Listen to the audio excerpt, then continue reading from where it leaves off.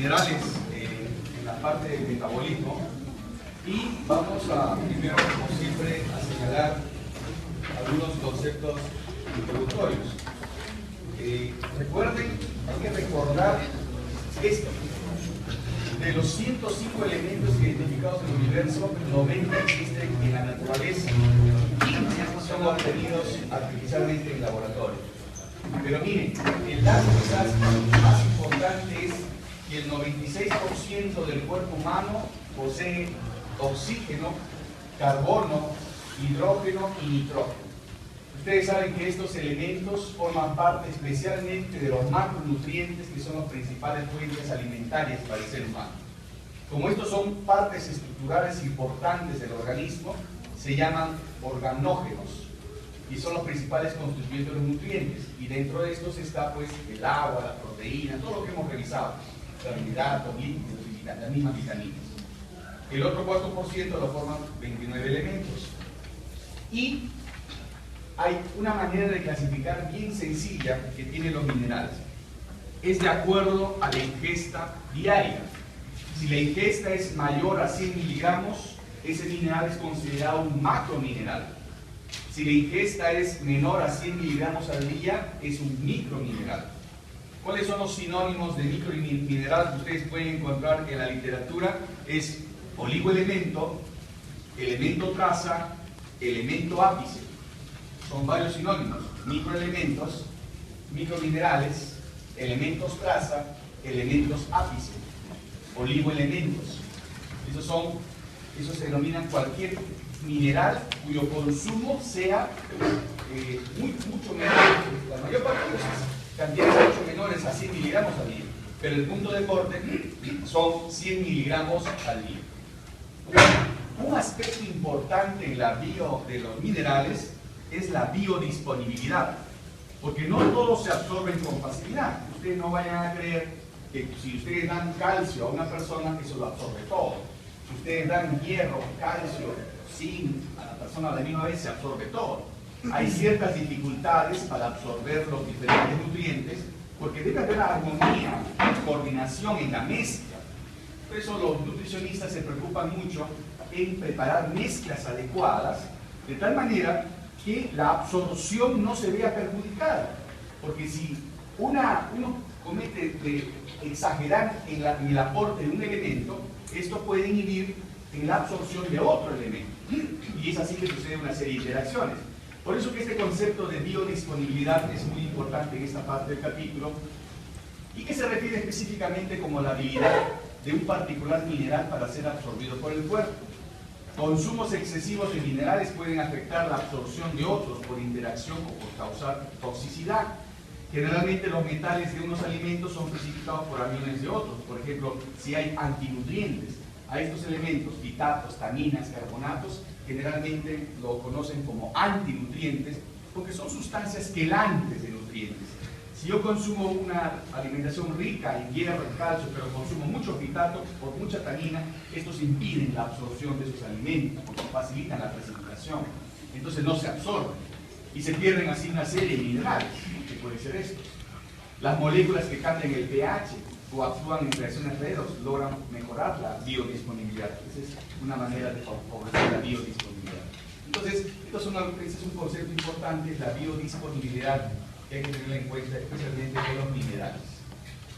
Bien, comencemos con esos elementos traza, los oligoelementos. Hoy vamos a revisar oligoelementos, elementos traza, es decir, aquellos que se ingieren en cantidades menores a 100 miligramos. El hierro es un elemento importante, nadie lo duda. Y esto es importante que lo revisen porque quizás lo vean toda su vida. Porque uno de los principales problemas nutricionales del país y que hasta ahora no se llega a combatir de manera adecuada es la anemia por deficiencia de hierro o anemia ferropénica, donde los niños menores de 5 años no llegan hasta casi entre 40 y 50% de niños menores de 5 años son anémicos, 40, 50, creo que está en 42 ahora, antes estaba en 60, pero no llega a bajar. Entonces hay que conocer como médicos qué es lo que pasa con el hierro. Recuerden que el adulto contiene 3 a 5 gramos de hierro, como hemoglobina y otras enzimas, porque recuerden que hay una serie de enzimas que dependen del hierro. Y miren la ingesta diaria, entre 8 a 18 miligramos. y participa, ¿qué cosa? Principalmente en el transporte de oxígeno y CO2. Ustedes saben que esa participación se debe a que el hierro participa de la hemoglobina, ¿no? Está dentro de la hemoglobina, es fácil el transporte, el CO2, el oxígeno, la oxihemoglobina, eso ya lo revisamos en la primera parte. El hierro es fundamental en esto. Unido fuertemente a las proteínas, evita efectos dañinos. ¿Por qué es esto importante? Porque el hierro es un metal que tiene efecto redox. Y como todo metal que tiene efecto redox es capaz potencialmente de producir radicales libres. Por eso es que el organismo le interesa tener hierro, pero le interesa también protegerse del hierro. Por eso es que tiene una serie de estrategias que evitan que el hierro siempre esté solo. Entonces ahí está unido por intermedio de la proteína y eso evita sus efectos dañinos por su condición redox que tiene el hierro. También participa de las enzimas en la respiración celular. Ustedes saben muy bien dónde se realiza la respiración celular. ¿En dónde? ¿En dónde? En el transporte de electrones, o sea, en la cadena respiratoria. Es el básico. Todas las células tienen, pues, todas nuestras células tienen que tener una cadena respiratoria, digamos, funcionante. Y para que funcione la cadena respiratoria, ¿cuál es el elemento básico ahí que tiene que ser el determinante? Si no funciona, ¿cuál es? El oxígeno. Si no hay oxígeno, no hay cadena respiratoria. Entonces, por eso, el hierro participa en los citocromos, ¿no? Formando los citocromos y favoreciendo el transporte de electrones que ustedes conocen en la respiración celular. Bien, y también participa en la función inmunológica y en la función cognitiva, ¿no?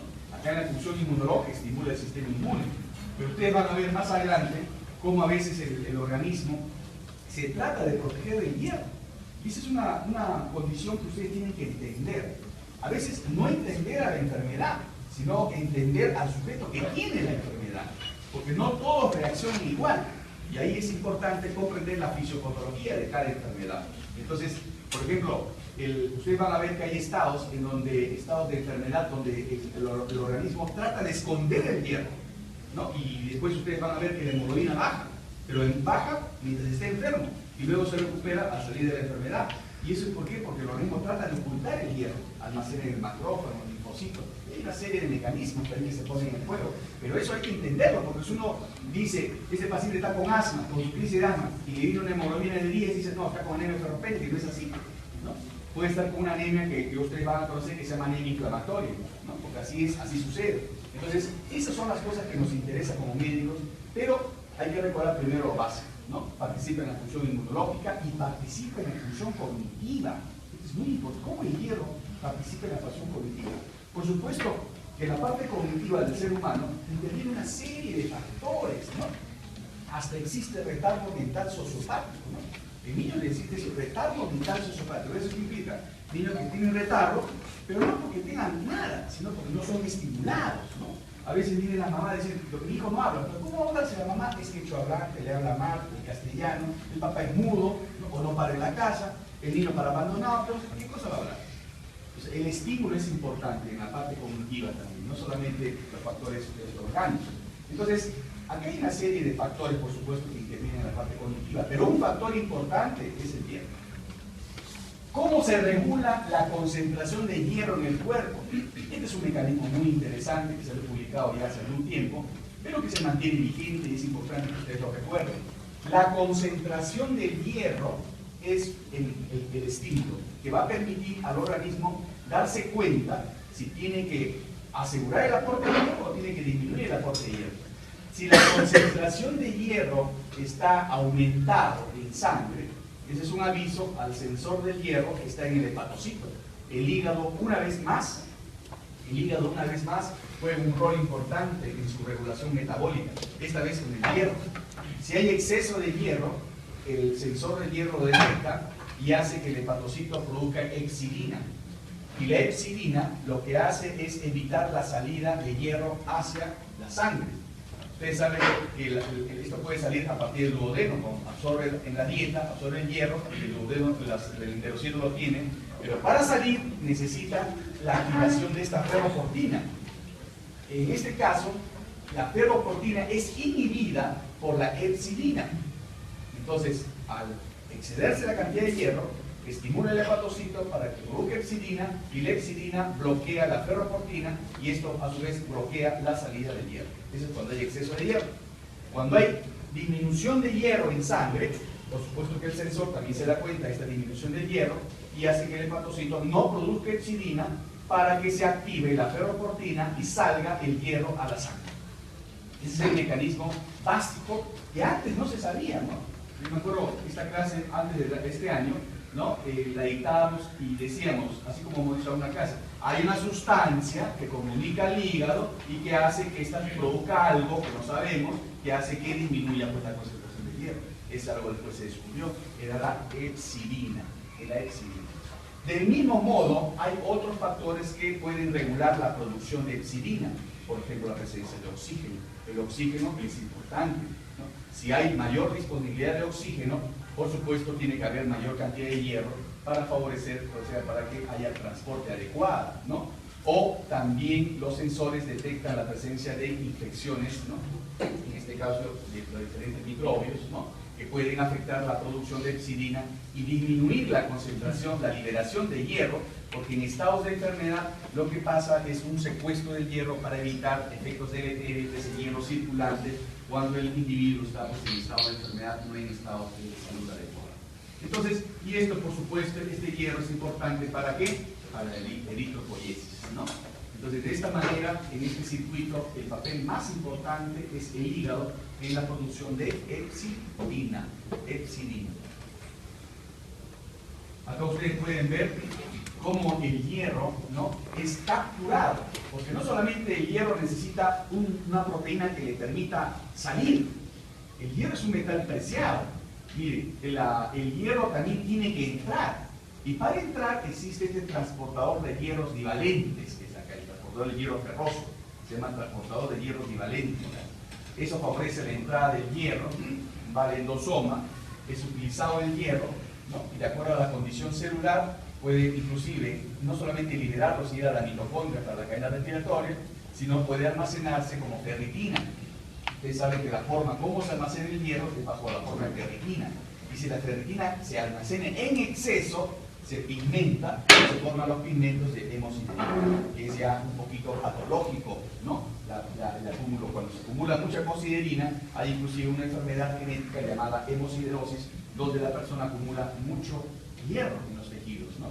Y produce inclusive la llamada diabetes bronceada, porque ese hierro se acumula y se pigmenta en el páncreas, en las células beta, y provoca que ese individuo no produzca insulina.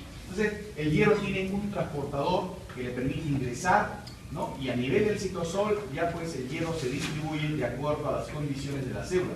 ¿A qué tipo de célula estamos hablando? ¿No? Bien, acá está el hierro funcional, compuestos que contienen el grupo hemo, la hemoglobina, la mioglobina, la citocromo, la citocromo oxidasa, las peroxidasas, recuerden que hay muchas peroxidasas, ya en la parte de hormonas vamos a ver una en especial, las catalasas, las triptofano-pirolasa, las proteínas que tienen hierro azufre, acá están, la succinato deshidrogenasa, ya conocida por ustedes, ¿no? La xantino-oxidasa, que tiene que ver con la formación del ácido úrico, y otras enzimas, ¿no? Que tienen hierro no hemínico, porque el hierro puede ser no hemínico o hemínico. El hierro no hemínico es de origen vegetal, y el hierro hemínico es de origen animal, ¿no? Ahora vamos a ver eso. Entonces acá están las enzimas que tienen hierro no hemínico o hierro, que son dependientes del hierro. Acá está la triptofano-hidroxilasa. Bien, ahora, para que ustedes revisen la parte cognitiva, ¿por qué el hierro está relacionado con el desarrollo neurológico? Miren, en estadios tempranos de deficiencia de hierro, una disminución de D2, dopamina dependiente de hierro, existe en la corteza, y eso altera la neurotransmisión. Eso hace que el cerebro pues, no funcione de manera adecuada, por la dependencia que tienen estos receptores, ¿no? Al hierro. En etapas tardías, donde ya no solamente hay deficiencia, sino anemia, esto por supuesto ya se explica por los efectos sistémicos de la anemia que interfieren con la función cognitiva. Estos datos son muy importantes. Hay una serie de trabajos que demuestran que la suplementación de hierro en niños pequeños con, con deficiencia de hierro, cómo mejora su condición cognitiva, cómo mejora su desarrollo, cómo mejora el lenguaje, ¿no? O sea, el hierro está relacionado a este hecho biológico importante. Ahora, si ustedes me preguntan cuáles son las áreas de impacto del hierro, es que en general es muy difícil decir un área específica. Miren, tiene que ver con muchos aspectos del metabolismo en la síntesis del grupo hemo. El sitio específico, disminución de porfirinas, que provoca la deficiencia. Puede afectar el ciclo de Krebs. ¿Y quién es el que se afecta más? La succinato deshidrogenasa. O sea, cuando una persona está con anemia ferropénica, ¿cómo le expresa clínicamente? A veces, no siempre, con cansancio. ¿Y por qué cansancio? Porque su rendimiento energético no es adecuado. Miren, la succinato deshidrogenasa comienza a disminuir, por supuesto, no hay energía celular y no hay energía pues, para gastar en otros componentes del gasto, ¿no? Y los ácidos nucleicos depende del momento de la vida, ¿no? Imagínense qué pasaría si tuviera anémica la mamá. ¿Qué pasa con el sistema nervioso central durante la vida intrauterina? Con las catecolaminas, con la serotonina, con sus enzimas claves, ¿no? No son enzimas. Por eso en bioquímica no es necesario aprender todas las enzimas, pero sí enzimas claves. Esta es una enzima clave de las catecolaminas. Esta es una enzima clave de la serotonina. Son enzimas claves que uno no puede olvidarse, ¿no? Es como cuando aprenden el nombre de sus enamoradas, eso no lo olvidan nunca, especialmente la primera, ¿no? La primera no se olvida nunca. ¿Cuál fue tu primera enamorada? ¿Cómo se llamaba? Mi primera enamorada no le digo porque está en la televisión. Este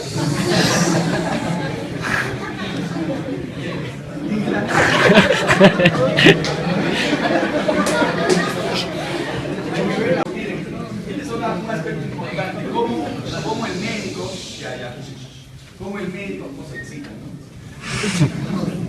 Cómo el médico tiene que interpretar de manera indirecta algunos datos, ¿no? Miren, ustedes van a utilizar mucho estos análisis en la morfología de los globos rojos. Acá hay una extensión que muestra una zona central de palidez, ¿no? Que ocupa aproximadamente un tercio del tamaño, ¿no? Pero en la anemia ferropénica, miren ese espacio vacío en blanco, miren cómo es más grande, ¿no? Esa es la anemia ferropénica. Entonces van a aprender a diferenciar esto, porque es una característica fundamental, por ejemplo, la deficiencia de hierro. Ahora, este hierro, como les decía al comienzo, es de origen vegetal y es de origen animal.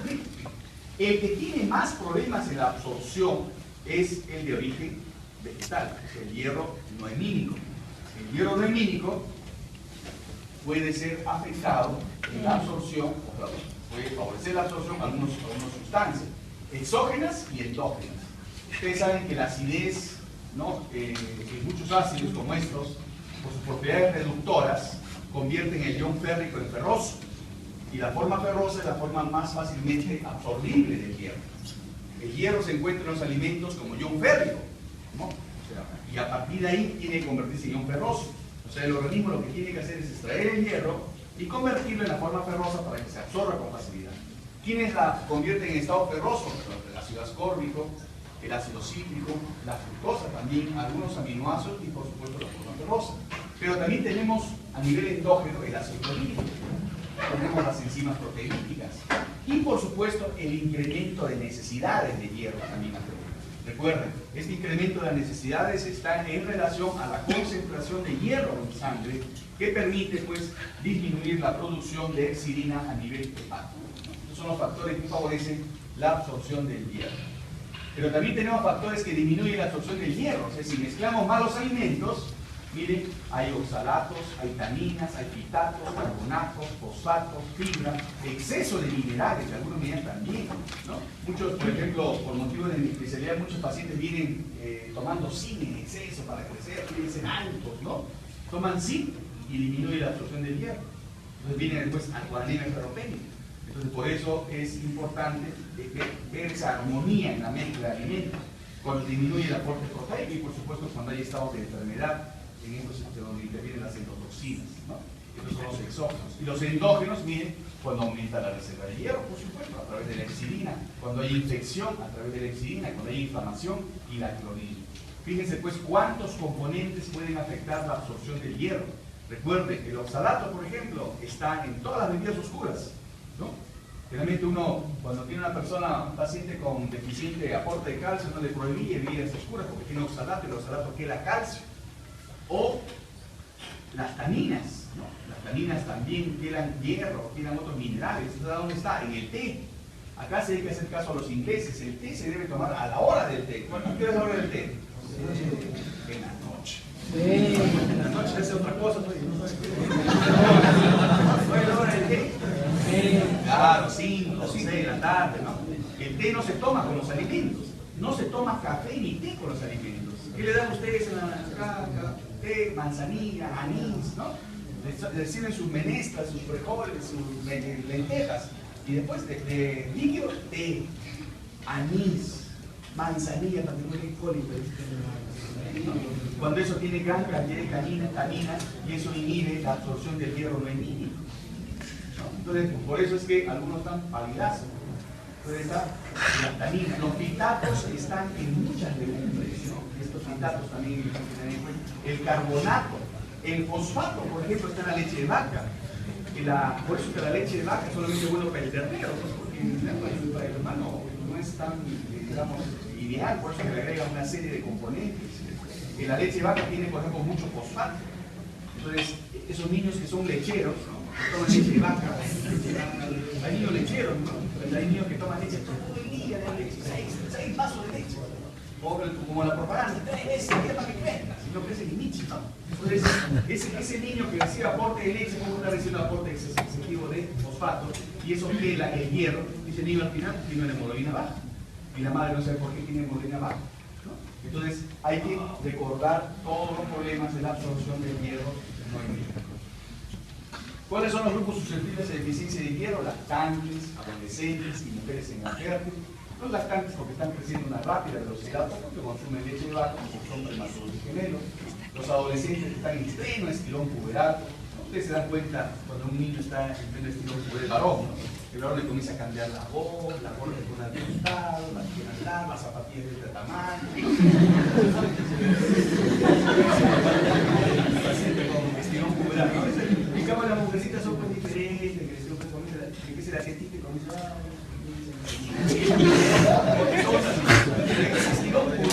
comienza a aumentar las necesidades de hierro. Por supuesto, las mujeres en edad fértil, con las pérdidas menstruales, que saben muy bien las mujercitas, ¿no? Que a veces sucede, el uso de dispositivo intrauterino, que el 50% de los casos hay anemia, y el embarazo. Otro dato importante, cuando uno evalúa la hemoglobina, se tiene que preguntar de dónde viene el paciente. Porque la altura influye en los niveles de hemoglobina. Ustedes saben que la hemoglobina es un indicador de anemia. Y la hemoglobina depende del hierro. Y acá ustedes pueden ver en este cuadro, por ejemplo, si se va a Huancayo, tienen que tener en cuenta que se debe subir el punto de corte más 2.7. Si se van a Puno, ¿no? Más 3.5 más 4.5. Entonces, si el punto de corte de un niño pequeño de 6 meses es 11 gramos, 13.7 ya es anemia, menos de 13.7 de Huancayo. Y menos de 14.5 en la parte de Juliaca, ¿no? O Puno, por ahí. Entonces, por eso depende del lugar donde están. Si se van a Chosica, no pasa nada, no vayan a Chosica, ¿no? Entonces van ustedes viendo que va cambiando el nivel de punto de corte de hemoglobina. ¿Por qué? ¿Por qué se eleva la hemoglobina en la altura? Porque no hay oxígeno. Y si no hay oxígeno, ¿cómo responde el cuerpo? Se secreta ¿qué hormona? La eritropoyetina. ¿La eritropoyetina dónde se fabrica? ¿Y qué produce la eritropoyetina? Aunque fuese redundante, favorece la eritropoyesis, ¿no es cierto? Entonces, eso es lo que sucede en este caso.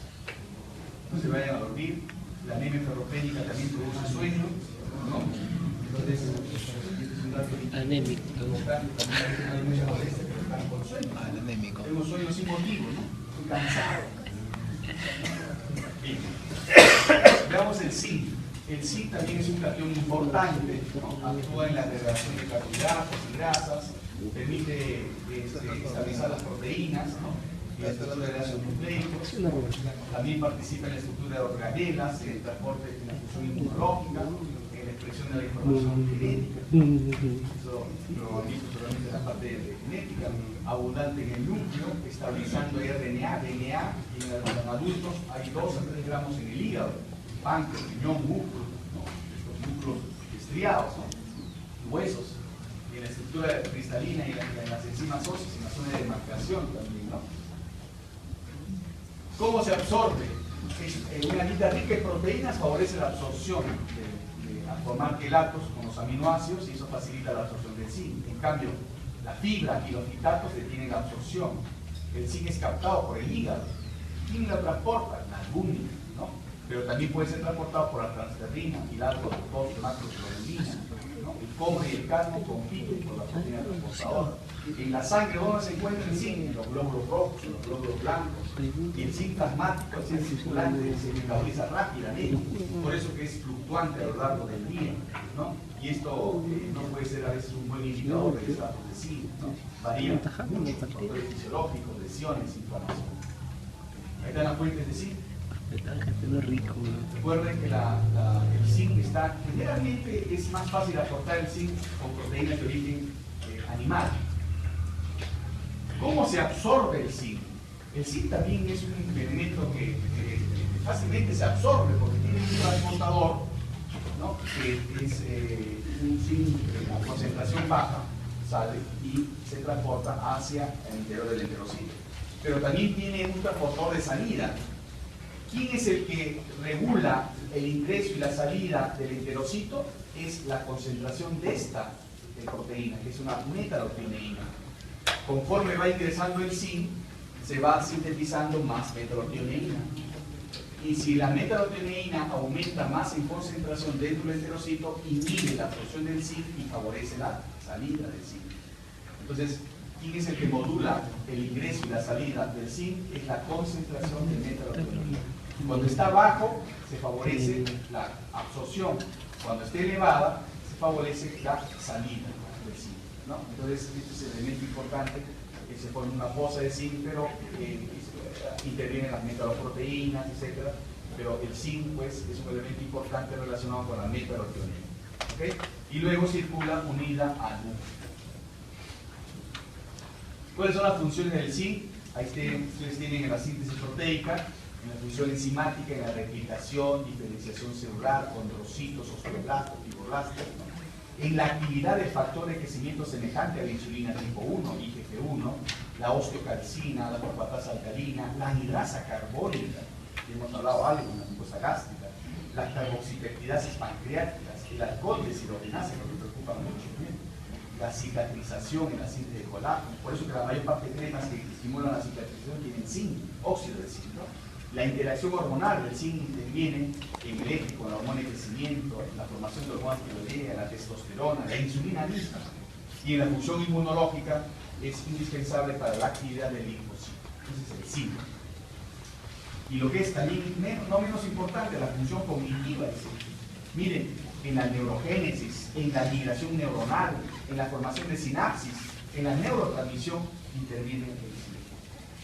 Fuentes alimentarias, carne de res, pescado, aves de corral, huevo, son el 80% del zinc alimentario. Es una persona que consume habitualmente, sobre todo pescado, ¿no? Tiene asegurado su aporte de zinc, no es necesario suplementar. Otras fuentes menos importantes son estas, ¿no?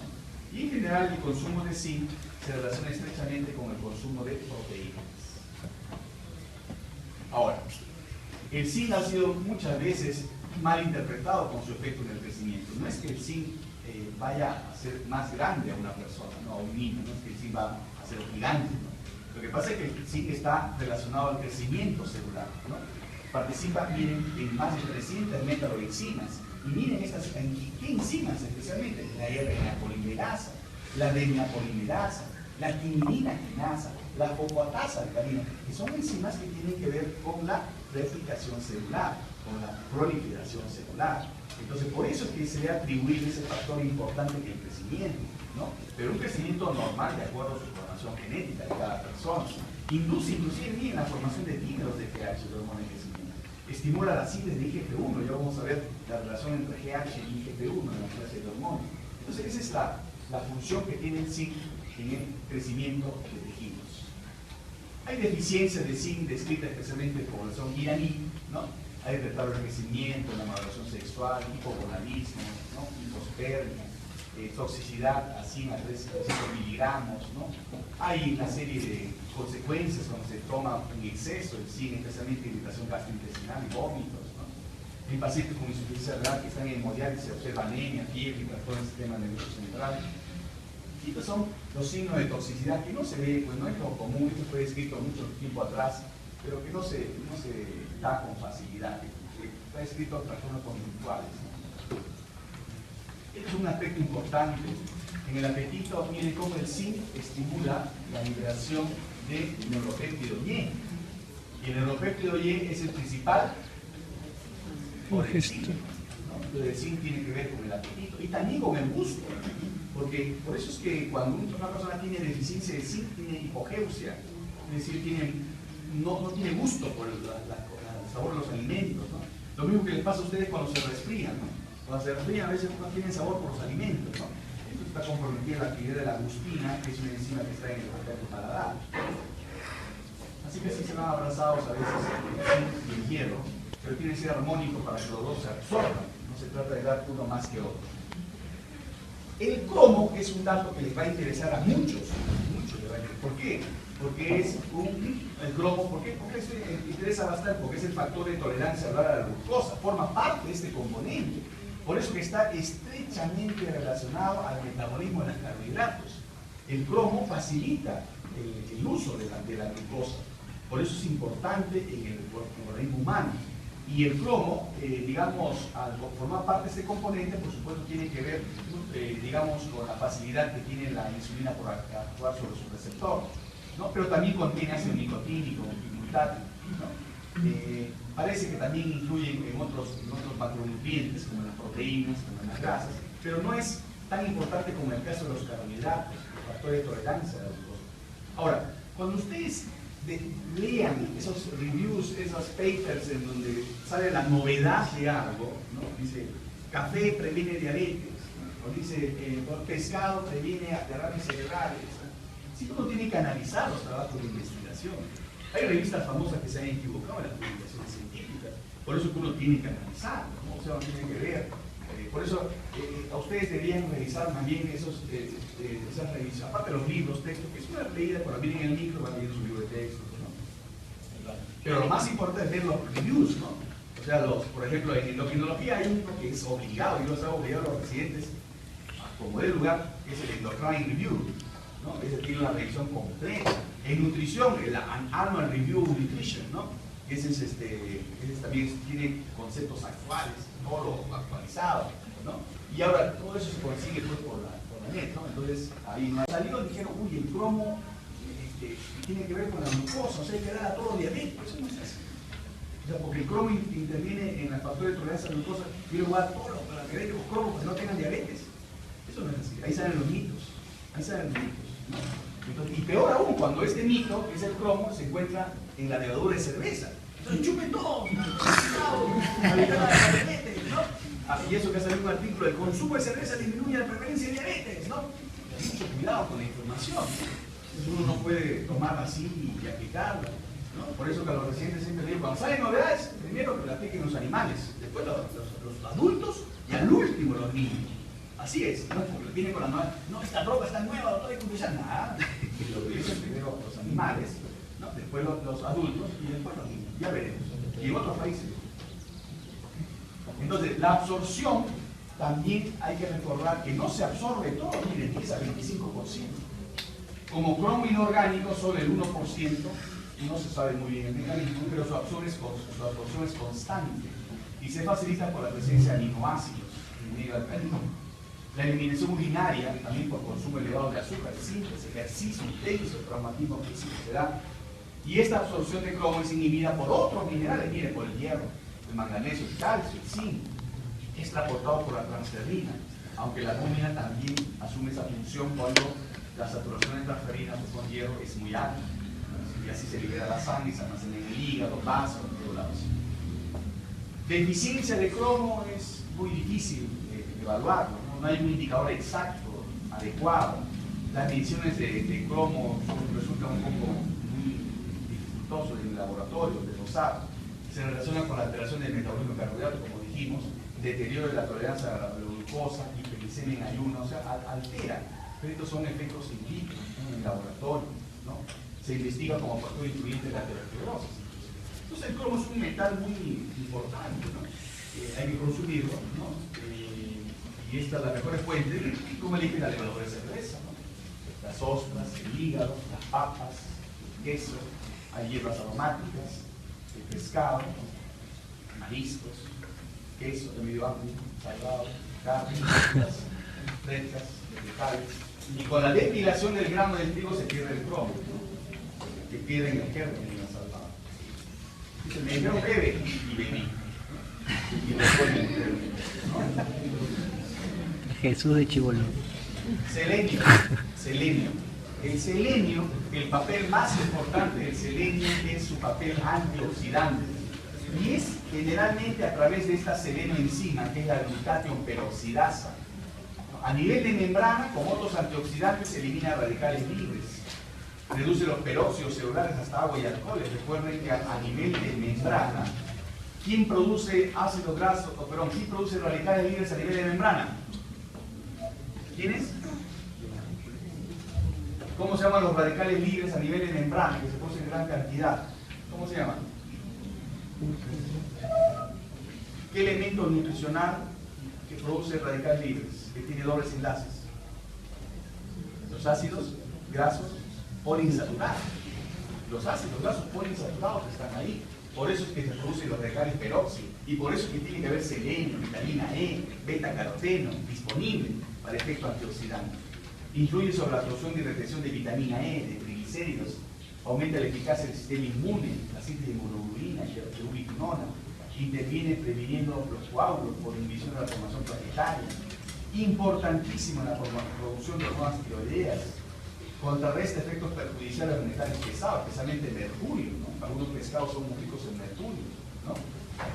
Unido al beta-caroteno, porque es la membrana, el daño oxidativo, como decíamos, ¿no? Y quizás es su rol más importante que tiene el selenio. Su transporte a nivel del cemento superior, ¿no? Y mejor, como ocurre con otros minerales, cuando hay déficit de mineralismo se absorbe con facilidad. Se puede transportar en la albúmina, pero también en la alfa-2 globulina, ¿no? El aumento de su ingestión incrementa su alimentación urinaria, ¿no? Miren lo que dicen las vacas. Hay alimentos que contienen gran cantidad de selenio. Hay unas nueces determinadas que se producen en Brasil, pero acá tenemos pescados, mariscos, riñones, ¿no? Hígado, carnes y aves, ¿no? Las frutas, depende de la riqueza del suelo, ¿no? Por eso es que como muchos de los alimentos dependen de la riqueza del suelo. Y ustedes saben que el suelo varía ha variado en el tiempo. Por eso que muchos se preguntan que esos alimentos ricos en minerales de repente no son los mismos del año 50. Y hay estudios que demuestran cómo los alimentos de ayer no son los mismos que de hoy. A pesar que son el mismo tipo, la papa, las verduras, ¿no? Unas frutas, no contienen lo mismo. La deficiencia es rara. Hay una enfermedad descrita en China que es una enfermedad rara, muy rara. Esta enfermedad de Hashimoto también, muy rara, eso no se ve.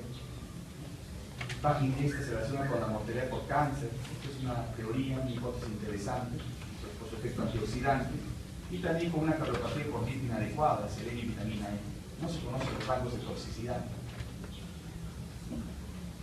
Y ya vamos terminando el cobre. El cobre también es otro mineral importante que se acumula en hígado, cerebro, corazón y riñones, ¿no? El músculo también lo tiene, pero con concentraciones bajas, ¿no? Pero por la gran cantidad que está en el cuerpo, pues lo tiene de todas un porcentaje importante. Cerca del 90% se incorpora la ceruloplasmina, que es la proteína de transporte del dolor. También se une a la albúmina, la proteína y aminoácidos. Un componente básico de muchas enzimas, y eso explica por qué la deficiencia de tal o cual función o producción de energía actúa en la oxidación del hierro antes de que se transporte en el plasma, protegiendo como contraoxidantes, ¿no? También en la síntesis de melanina y catecolaminas, ¿no? Por eso es que cuando hay desnutrición, el niño que se va desnutriendo va perdiendo cobre y se va despigmentando. ¿Qué cosa? El cabello, ¿no? O sea, cuando ustedes ven un desnutrido se va despigmentando el cabello.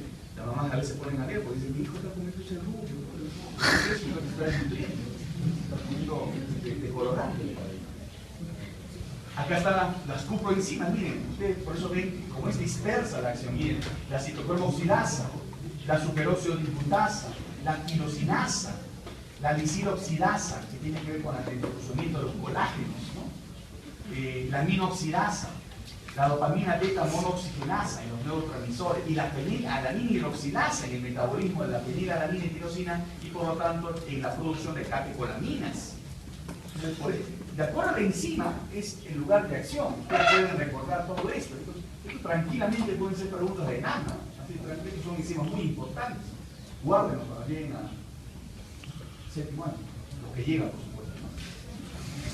La absorción, transporte y excreción del cobre, mire, se absorbe a partir del estómago, pero la absorción llega a su máximo en el intestino delgado, por transporte activo y difusión pasiva. También no se absorbe todo, miren, 25 a 60%, que es mucho más que el cromo, ¿no? El porcentaje de absorción disminuye con ingesta creciente. El cobre se transporta unido a la albúmina, pero se presenta en la sangre como céluloplasmina, se secreta en vías biliares, se elimina en las heces, en el sudor, en la orina, en la sangre menstrual. Esta cantidad está regulada por la cantidad de metalotioneína. Recuerden, la metalotioneína es el lugar regulador de la absorción de zinc y de la absorción de cobre. Cuando el zinc entra es porque la metalotioneína está baja. Y cuando la metalotioneína está baja, ya no entra el cobre, entra el zinc. Pero si la metalotioneína está elevada, ya no entra el zinc, entra el cobre. Por eso que el lugar de interacción de la absorción de zinc y cobre es la metalotioneína, que se sintetiza en el enterocito. Para el transporte hacia el hígado, el cobre se transporta por la albúmina, la tracoferina o histidina. Y la unión cobre-albúmina inclusive sirve como un depósito de cobre circulante. La deficiencia de cobre también es un poco difícil, pero de todas maneras a veces se ve, ¿no? Se observa anemias, las anemias que no se resuelven, porque se parece mucho a la anemia ferropénica, ¿no? Por esos aspectos, ¿no? Y la despigmentación del cabello y la piel, como les decía, que se veía antes en desnutridos crónicos, ¿no? La enfermedad de Menkes, que es algo genético, ¿no? Y el yodo. Sobre el yodo vamos a hablar en las hormonas tiroideas, ¿no? Solamente decirles que el yodo, pues, digamos, es un elemento básico porque interviene en la formación de hormonas tiroideas. Esa es su función del yodo. Y las hormonas tiroideas intervienen en el desarrollo neurológico, en el funcionamiento orgánico. Esa es la parte más importante, ¿no? El yodo se absorbe en forma de iodur y en la circulación se presenta tanto en la forma libre como unida a las proteínas. Los ioduros se almacenan en la tiroides, donde sintetiza hormonas tiroideas. La hormona se degrada en las células blanco y en el hígado. Se conserva el yoduro, en caso se requiera, pero se excreta por vía urinaria, ¿no? Por eso se mide la yoduria, ¿no? Es importante que no haya deficiencia de yodo, porque eso daña el sistema nervioso central. Es decir, que no haya hipotiroidismo, porque esa deficiencia es una deficiencia mental prevenible, ¿no? Y eso provoca cretinismo, que es el cuadro ya neurológico y daño cerebral. Por eso es importante combatir la deficiencia de yodo. Entonces, ¿el yodo de dónde se adquiere? De la naturaleza. Como estamos en la costa, acá es bien difícil tener deficiencia de yodo. ¿Por qué? Porque cada año se elevan casi 400.000 toneladas de yodo del mar, se evapora. Y esa evaporación se convierte en nube. Va a la selva, va a la sierra y ahí cae en lluvia. Y se entiende que el yodo cae ahí. Entonces, ¿pero por qué existen entonces zonas de deficiencia de yodo en algunas partes donde es necesario asegurar el consumo de yodo? Porque las lluvias caen en terrenos muy accidentados geográficamente. Por eso que hay deslizamiento de tierra. Por eso que algunas partes se quedan con yodo, otras sin yodo. Y los cultivos en las zonas sin yodo, los alimentos salen sin yodo, por supuesto, a diferencia de nosotros. Por eso es que existen zonas en la sierra y en la selva donde hay deficiencia de yodo. En la costa no. En la costa una vez, me gusta entender la palabra, ¿no es así? Listo, yodo. ¿Por qué? Porque estamos rodeados del mar. Entonces por eso es que el yodo, el problema de deficiencia de yodo en esas zonas existe en la sierra y en la selva, donde uno tiene que asegurar el aporte de yodo. Entonces antiguamente en el Perú existía deficiencia de yodo y había mucho problema con bocio, porque al no haber yodo no se sintetizan las hormonas tiroideas, y al no haber hormonas tiroideas se eleva la TSH, y la TSH provoca el crecimiento del bocio, el crecimiento de la tiroides, y eso es lo que había antiguamente. ¿Cómo solucionar? Aportando yodo. ¿Cómo idearon el aporte de yodo? A través del enriquecimiento de la sal, porque esas personas que vivían ahí en esas zonas consumían sal ¿de dónde? Sal de las minas, sal que no tiene yodo. Entonces en un terreno que no tiene yodo y consume sal sin yodo, entonces por supuesto tenían más riesgo. ¿Y cuál fue la solución? Que mandaron la obligatoriedad de consumir sal yodada. Por eso ustedes todos consumimos sal yodada. Pero ahí viene el otro problema, para que vean que no todo es felicidad. El consumo de sal eleva la presión, es hipertenso. Entonces, ahora la estrategia, ¿cuál es? Bajar el consumo de sal. Pero bajar el consumo de sal que no merme el consumo de yodo. Entonces, hay que llegar a un punto intermedio. Todo lo exagerado es malo. Eso con respecto al yodo lo vamos a complementar a la fibrosis. Y el flúor, ¿esto qué cosa es? La tierra de los 12 años. El flúor es importante pues como un protector de la carie, y así es menos digamos, frecuente que suceda pues, la carie dental. El flúor puede estar en la naturaleza, es un elemento que está en el agua potable, hay que meterlo en el agua potable para que funcione y sea asimilado en el cuerpo. Bien, así lo quiero ver, estudiantes de medicina, estudiando, y más estudiando. Uno no se cansa de estudiar. Mis hijas cuando eran pequeñas, y yo tengo 3 hijas, mis hijas cuando eran pequeñas, yo pensé que una de ellas iba a estudiar medicina, y decían, la pararé, ¿qué voy a hacer? Entonces, fueron creciendo y ninguna de ellas es médico. La primera es abogada, la segunda es arquitecta, y la tercera me resultó un poquito más versátil, porque se metió a esas carreras nuevas, comunicación audiovisual. Es una carrera nueva, que está por ahí, bueno, cada uno decide, ¿no? Pero así es, ¿no?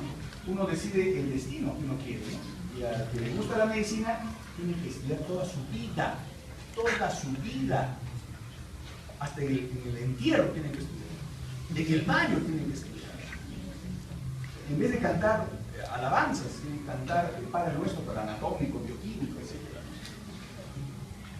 Esto te hago porque siempre me pide que les cuente el perrito, para el nuevo,